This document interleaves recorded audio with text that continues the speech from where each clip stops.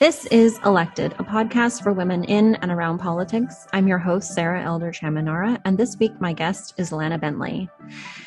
In the spirit of reconciliation, it's important to me on my personal journey to acknowledge and share that I am personally and professionally committed to learning, not only myself and teaching and sharing, but with others, the history of colonialism and the ongoing systemic violence against Indigenous peoples, and to help in whatever way I can to dismantle it.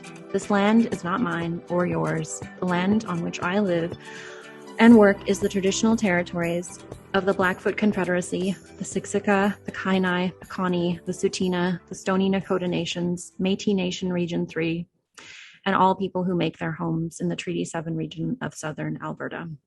And just to note why my land acknowledgement changed, it was because I heard from Marilyn Pagan North, who lives here in Calgary, that it's important not only just to read, if you're going to read a land acknowledgement, that you personalize it. So that's what I've done. So my guest today is Lana Bentley. Okay, first of all, Lana and I are friends. I'm going to put that at the top of the bio because obviously that's the most important thing, right? Lana is a registered social worker with a bachelor's and master's degree in social work from the University of Calgary. She spent much of the early years of her career working in the area of mental health. As a family and group therapist, she has taught in the post-secondary system for nearly 10 years, I think well over now.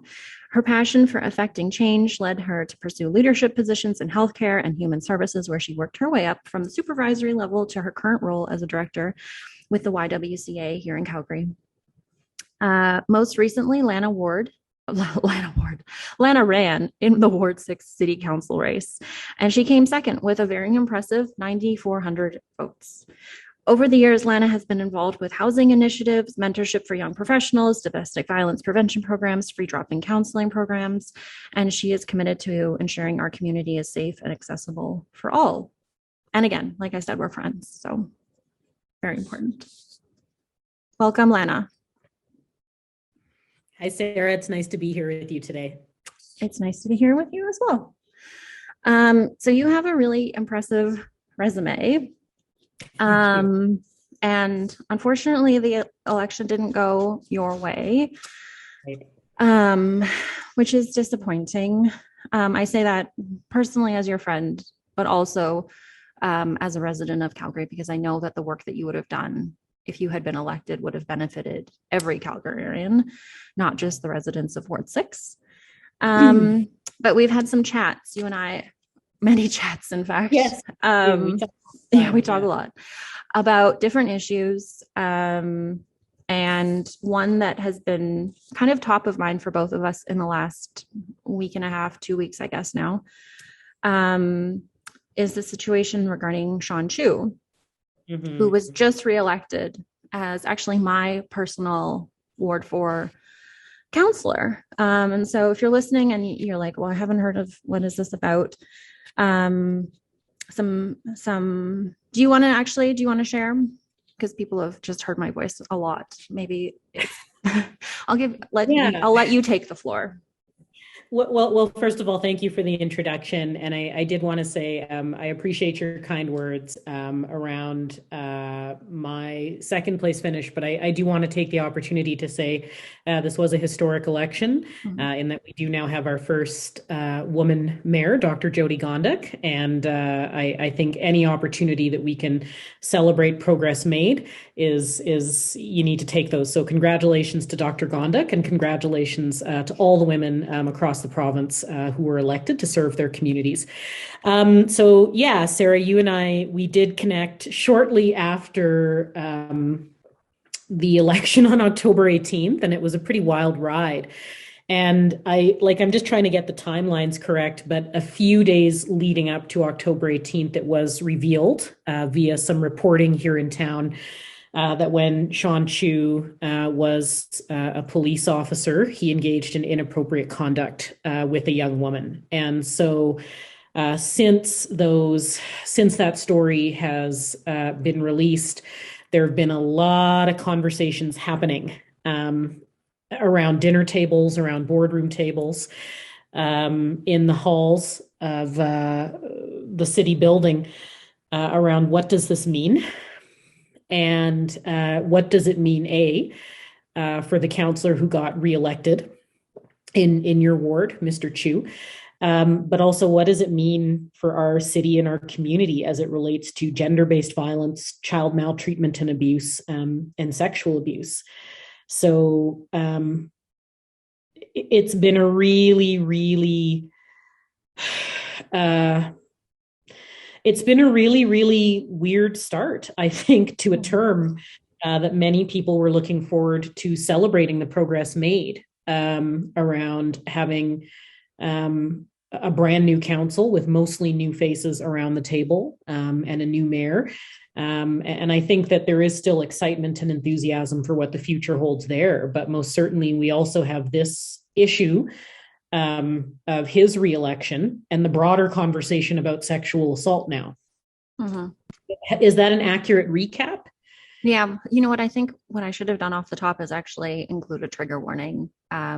Just that we will be talking about instances of sexual assault and different problematic behaviors. So if that's just sorry, I didn't do that, but I'm doing it now. Yes, and I think we need to be careful about calling her a young woman, because she was actually when the incident took place, she was actually 16. Okay. Well, so I mean, she is a young woman, but she is still also a girl. Under the law, it was she couldn't consent to any kind of sexual acts legally. Okay. But yeah. So and I know that during the campaign, so after these the story came out, you shared, instead of talking about, the situation but you did something that no one else did, which was you shared the contact information for an organization here in Calgary, which is actually working on these very issues. Right. So what made you decide to share that information, and why is it important? Yeah, well, I think the reason this question is so important, Sarah, is because these revelations came out during the final days of a political campaign. And in speaking with members of my campaign team, on the one hand, Sarah, you've shared my bio. People know that I have worked in a space supporting people of all genders who have been impacted by interpersonal violence. So that's been a big part of my career is I want us to have a city where people can live in peace and dignity and without the threat of abuse. And so on the one hand, I did feel it necessary to say something, but on the other hand, I was very much aware that I was also running for office at the time. And I felt nervous, Sarah, about doing anything that would take the emphasis off of this important issue and make it about me and my campaign. So the compromise was that I did post resources for folks who were impacted by either domestic or sexual abuse, because I did have the sense that it was important for me to use. And I certainly don't think I have a large platform, Sarah, but I wanted to use what little social media platform I had to let folks know that they weren't alone, and to let folks know that help is available. And so it was a really, I think for me, whenever I'm dealing with these issues, I have to exercise caution and good judgment about how I communicate about them, because I think it can be so easy for there to be a distraction. And what has happened is horrible. And there are many Calgarians who have been impacted by domestic or sexual abuse. And I think that if there's anything that we can take from this situation, it's that we do need to shine a light on these issues, and not just how do we respond after episodes of abuse have occurred, Sarah, but how do we put the processes and systems in place to prevent abuse. And I used to work in a clinic where we often said the expression crisis equals opportunity. So now that we have Calgarians who are saying this is unacceptable behavior. This is an entry point for us, Sarah, into a really important conversation. And I think beyond the counselor who people are calling for to resign, this is not just a political scandal that impacts one individual, the pervasive social issue that impacts many. And I'm committed to looking at how do we address this at a level that helps as many people as possible. Mm-hmm. So I think there's two things going on. We have an individual who, from my perspective, should step aside and allow the voters in your community to have a second opportunity to cast their vote for somebody that they believe can provide the leadership and the judgment that is needed for the role. Pardon me. I'm so sorry about that. I should have done a sneeze check prior to starting the recording, but it's okay. So I think there's two issues. There's an individual, but I think there are also other issues. And I think two things can be true at once. I think we need to be addressing both at the same time, quite frankly. So when someone says I think that the context of this is also, you may have mentioned it, is that when this incident, these incidences took place, John Chu, the now city councillor, was a member of the Calgary Police Service. So obviously, right. Calls for reform of the police are not new. They haven't really resulted in any kind of actual change of any kind of way, because it's often the police investigating the police. So what do you think that do you think that just simply saying, okay, calls to action to reform the police and, to have an outside body investigating these kinds of incidences, is that what will solve this, or what kind of systemic change is needed? Well, I think, first of all, I need to acknowledge that there have been groups of activists who have been working tirelessly around police reform for months and years. And so certainly their voices have been present for quite a while on this issue. So I just want to say that, because I think there have been some folks who've been working really tirelessly in our city to surface that conversation.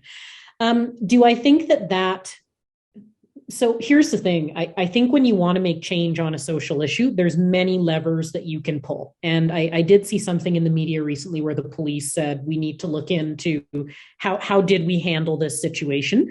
And I think that was the right thing for them to say publicly.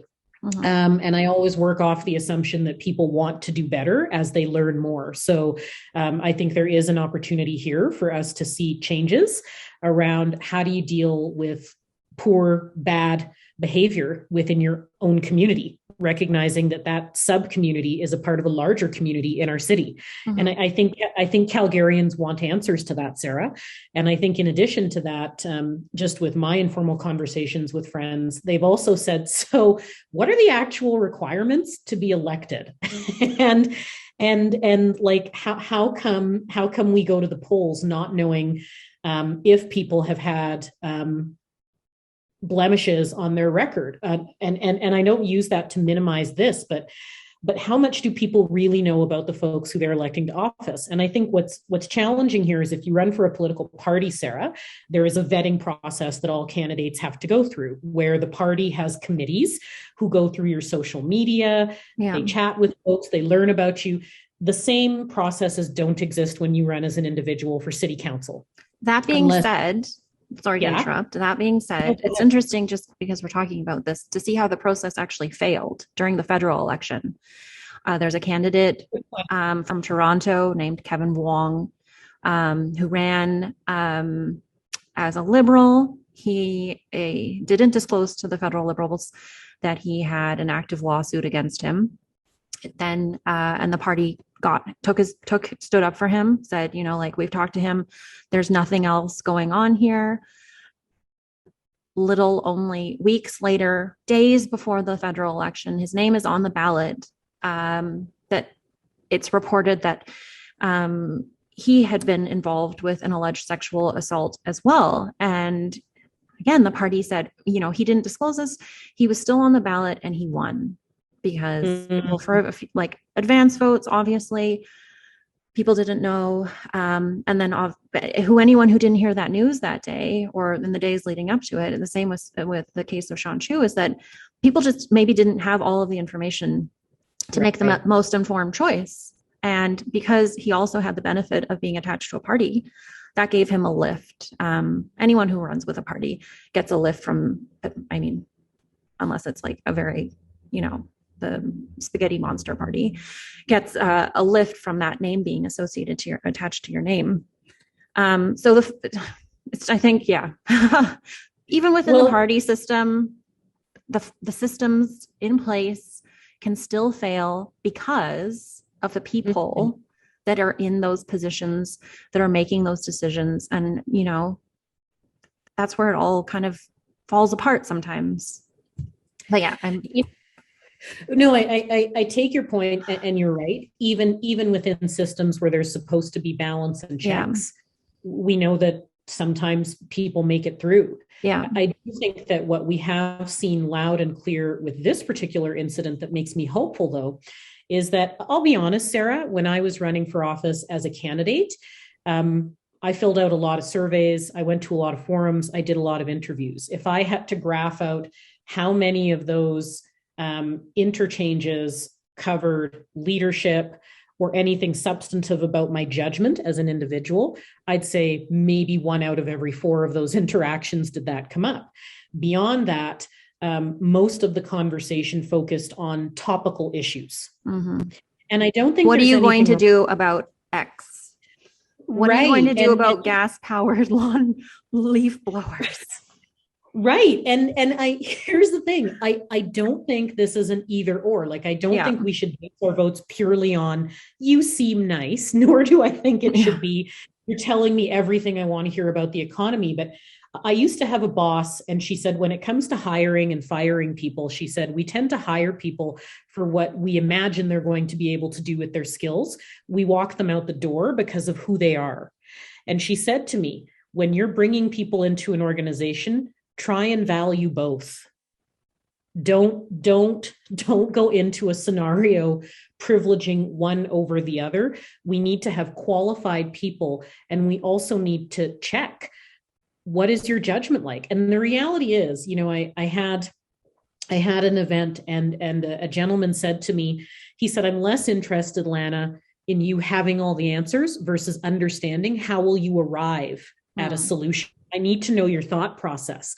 And I think everybody gets to cast their vote using their own standards. But I think what Calgarians have said loud and clear here is, this is no longer an issue of who's going to promise me the lowest taxes. It's no longer an issue of who's going to promise me the fastest snow removal. I need to understand that my elected official has good judgment. And I think that is certainly a positive, in that now we're hearing people say the things that we value in our leaders. We're casting a broad net, Sarah. And I think, to be fair, I don't know if we necessarily heard that during the election itself. Yeah. I would get pressed on, yes or no, are you going to lower taxes? Okay, we now have somebody who has identified themselves as being more fiscally conservative, and people, regardless of their political persuasion, are saying, enough is enough. This doesn't work for me. I need to know and trust my local leadership. So going back to your original question about what are the systemic solutions, I don't know if you've ever read the book Becoming an Ally, Sarah. I haven't, but I should. Yes. And I just want to be clear, I'm not getting any endorsements from the author. Did you write it? So, is this a plug? No, Anne Bishop wrote it. Okay. Anne Bishop did a heck of a job. And the reason I'm suggesting this book, Sarah, is because in the book, Anne Bishop talks about, if you look at the mechanisms that oppress a group of people, regardless of what the group is, the mechanisms tend to be the same, Sarah. So number 1, threats of violence against them. Number 2, segregate or limit where they can be. So put them in small areas, put them in institutions where they're carefully monitored. Number 3, control their reproductive rights or their ability to parent. Number 4, limit their ability to participate in democracy. And so these are not the only things that she lists, but my point being, one of the things that she says is, if you look at how the Indigenous community has been treated, if you look at how women are treated, if you look at how LGBTQ2S plus people are treated, all of those things tend to happen to them. And so what she talks about is there is a level of connection, Sarah, that makes oppression work. And so I think to your point, she does talk about when people are not able to be at the tables where important policies and decisions are decided upon, chances are those policies and decisions aren't necessarily going to protect their interests. So when you talk about what are the solutions to address this, I think that when it comes to sexual assault, domestic violence, child maltreatment, those things are experienced, unfortunately, in a number of different communities. And depending on who the community, like, it's always terrible. Do you know what I mean? Like, there's child maltreatment, child abuse, sexual assault, domestic violence, family violence. I also want to say elder abuse as well, because I think that's one that doesn't often get talked about as much as it should. All those forms of interpersonal relationship violence are terrible. And we know, Sarah, that the way they impact different communities is also worrisome. I'm thinking about missing, murdered Indigenous women. I'm thinking about Black folks. I'm thinking about disabled folks who are impacted by different forms of abuse. I'm thinking about the elderly. I'm thinking about people who are houseless, Sarah, and how much more vulnerable those folks are to acts of violence, et cetera. And so I think because violence and abuse doesn't emerge in a vacuum, it emerges because of a confluence of a bunch of different factors, then the solutions, Sarah, have to be broad and take into account individuals, communities, and social policy. Oh, Lana, like, I just, I want to be so optimistic that these things will happen and that these changes will be made and that reforms will come. But sometimes I feel it's just it seems so overwhelming. And the systems seem too large, too ingrained, too stuck. And I think that, despite the best intentions of a lot of people who do want to make changes, that the system just sucks them up as well. And then things just kind of never really change, despite very good intentions. Yes. So remember how I said two things can be true at once? Yes. I think you're, Sarah, this is big, but I would also say what makes me optimistic has been the last year or two. And there's a response. I remember when I was learning to be a therapist, you learn about people's resilience through how they show up in times of adversity.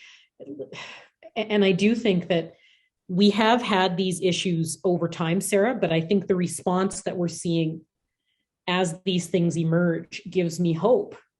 I do think it was really, really important that there was a rally last weekend. And I think for some folks who were at that rally, that was their first engagement in something of a social action nature. I think it does matter that our city elected more women to council. I think it does matter, Sarah, that people, even and this is just my small experience, but I had people email me after the election saying, I had neighbors, Lana, who voted for you, and these were people who I never thought would vote for a woman with a pink blazer with a social work background. Like, I never thought I would see that. And yet, I think that the last year and a half, the last 2 years, feels like it's going longer and longer, but I do think there is growing recognition of our shared humanity and our shared connection, Sarah, which is inviting people. You're right. The problem continues to exist, but how people are showing up in relation to that problem is a lot different. Mm-hmm. And I would argue that this podcast today, Sarah, might change somebody's mind. There might be somebody listening who themselves has been impacted by abuse, who's going to take that step and make a phone call. There might be somebody who's listening today who is in a position of authority in an organization who's going to go back and say, I don't know what we should be doing, but I know we should be doing something different because I don't want to know that people who work here with me are being abused or exploited. So I do think that change never happens as quickly as we want it to, but I think it is happening. But that's where the connection piece comes in, Sarah, is I think when we have a bunch of people working at different tables in silos, it can feel quite isolating. You yourself, Sarah, through your store, I've been in there. You have? You like to say that you're my boss. She's not, by the way. She just likes to come in and tell me what to do. Which sometimes I do what she says, but... And sometimes I fold sweatshirts. Not you do. But the point being, your store, I've been in there a number of times when people have said, we're from out of town. And this was a destination for us to come to your store to get a mug that says, call me radical, or a woman's place is in the legislature. And then there's people like me, Sarah. I started my career working as a therapist on an individual level with people who have been impacted by violence. And then I ran for office to surface, hey, let's make the city of Calgary as an organization trauma informed. Hey, let's have communities where family violence isn't present. So I totally take your point, but I also think these sorts of conversations are important to remind people that the work is happening. You may just not know about it, and you may not see the results right away, but I know we're heading in the right direction. I really believe that. And I haven't even had my first coffee of the day yet. Well, and I'm that optimistic. And you don't even put anything in your coffee. So like, it's really strong. I do. Yeah. I have, folks, I have bought Sarah coffee before, and I don't know. And then there was nothing in it. It was literally just coffee. And it was just coffee. There was not a single tiny little drop of milk of any sort. Almond, soy, dairy, anyways. I'm hardcore. So, but Sarah, do you have hope though that things are moving in the right direction, albeit slowly? I do. It's hard for me as a resident where Sean Chu was just, reelected, and thinking about, and also in the context of my personal lived experience of being the daughter of a police officer and understanding these issues on a very personal level in different ways. And, it's really interesting. Sean Chu's Twitter profile, do you know what his picture is of? So he hasn't been a police officer for over 20 years.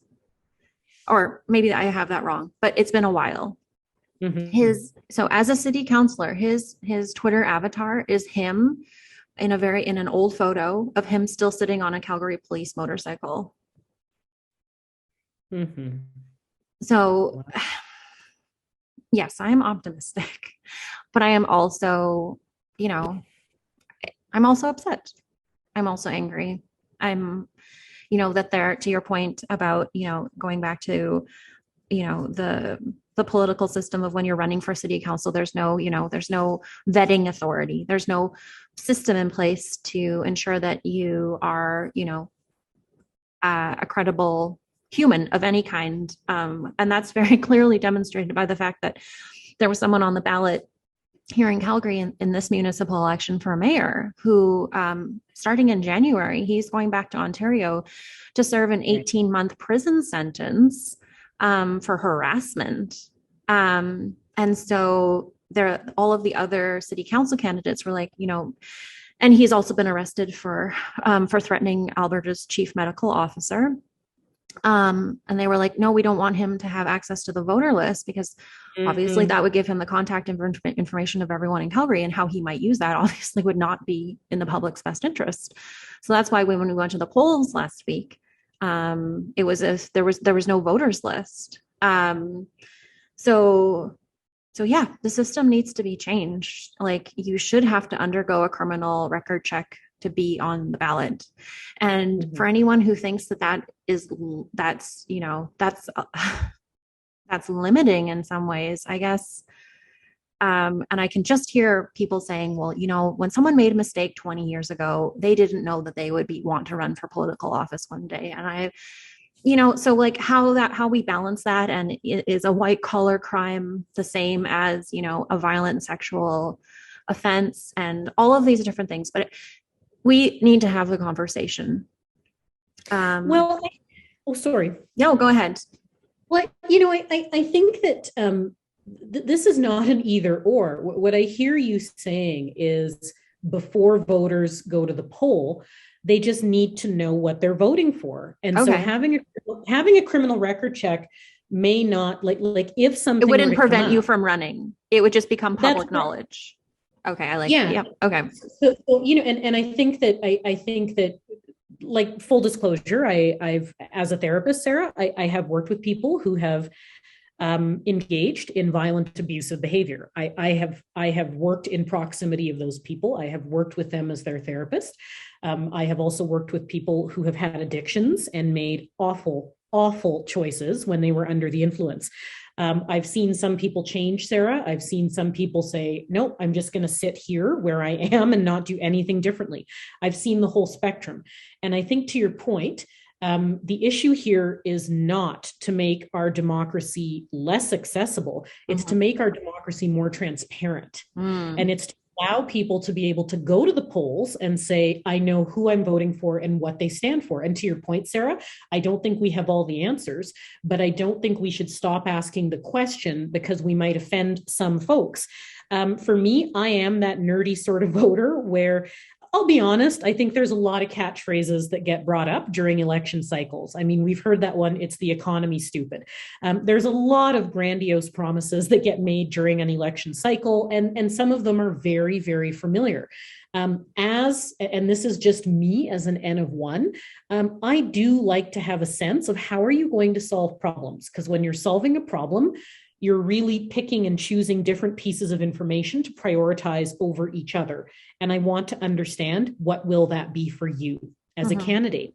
And I think that part of the frustration that's happening in Ward 4 is, you have people who went to the advanced polls, they made a decision, and now we're hearing from some folks, like some folks are saying, I would have voted the same way anyways. And Sarah, you and I can't control that. No. But for those who are saying, I am frustrated, because I didn't know this and I would have made a different decision, I think that those folks are absolutely correct in saying, it's not about judging whether a person is good or bad. It's about picking a representative who I think is best equipped to speak for me. And these sorts of gross misuses of power and authority with a minor are understandably a huge deal breaker, Sarah, a huge deal breaker. And I think the reason we've seen this issue transcend that particular ward is people across the city are saying, well, I don't want this for me either with my elected officials. And so it's not about making our democracy more exclusive. It is, however, about empowering those who are going to the polls.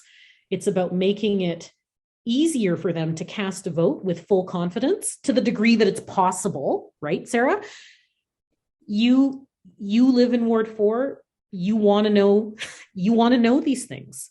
And I don't think that's unreasonable. And I must say, our last election, we had one person who went to court on a Thursday or Friday before the 18th. It's true. We had another person who, I think, to your point, was having ongoing dramas. And then we had this disclosure in Ward 4. That's terrible. That's absolutely terrible. And as we started this conversation, these are not political scandals at the individual level. There's real issues affecting our city, and we need to elevate the conversation to focus on those. These personal scandals are a distraction from huge systemic gaps that need to be filled. Well, and you mentioned the person who was in court, 3 days before the election, was a current sitting councillor. So who lost his reelection bid actually to a woman named Jennifer Winus in Ward 2. Yeah. So for me, Sarah, what I am hopeful of is I think the change going forward is I think we have some important issues that have been surfaced about how does the system work, and I think people are reimagining to a certain degree what will make an effective political leader. And thank you, Calgary, for rising up and saying absolutely not this, absolutely not this. But then I think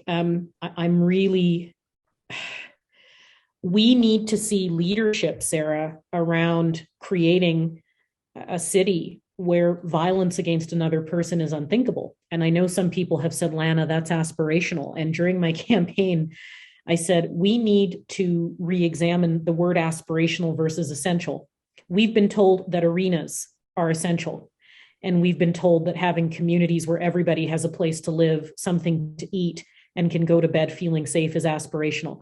Pardon me, I think that needs to flip. We need a paradigm shift where it is no longer considered aspirational for people to live with safety and dignity. And I think where our government can play a really key role here, Sarah, is, and I am going to nerd out here a little bit, but we know that those crucial years when children are growing and their brains are just, 0 to 5, we know, right? I lived, oh my gosh, I won't tell you about my mornings, but yes. But we know that when families, when kiddos are exposed to what we call adverse childhood events, so poverty, crime, food insecurity, parents or caregivers who are struggling with mental health and addiction, domestic violence, all those things influence the way an individual, now I am going to make it really individual, their brain grows, their brain architecture.